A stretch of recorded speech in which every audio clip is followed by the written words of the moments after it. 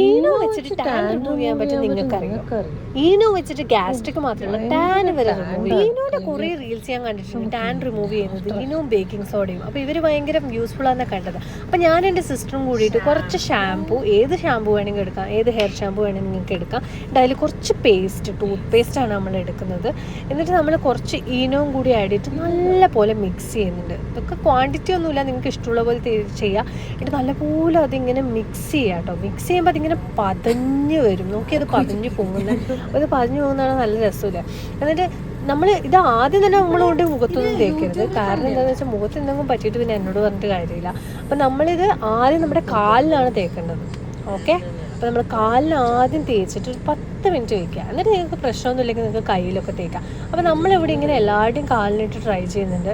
അപ്പോൾ എന്നിട്ട് എൻ്റെ കാലിനിട്ടു, അനിയത്തിയുടെ കാലിനിട്ടു, നമ്മളെല്ലാവരും എന്നിട്ട് ചെയ്തു. കാലൊക്കെ ആകെ ടാൻഡായിട്ട് കോളം കിട്ടും. എന്നാലും ഇതിട്ടിട്ട് ആഫ്റ്റർ റിമൂവ് ചെയ്തിട്ട് നോക്കിയപ്പോൾ ഇതാണ് എഫക്റ്റ്. ഇങ്ങനെ വെട്ടിത്തിളങ്ങുന്നൊന്നുമില്ല, പക്ഷെ തിളങ്ങുന്നുണ്ട്.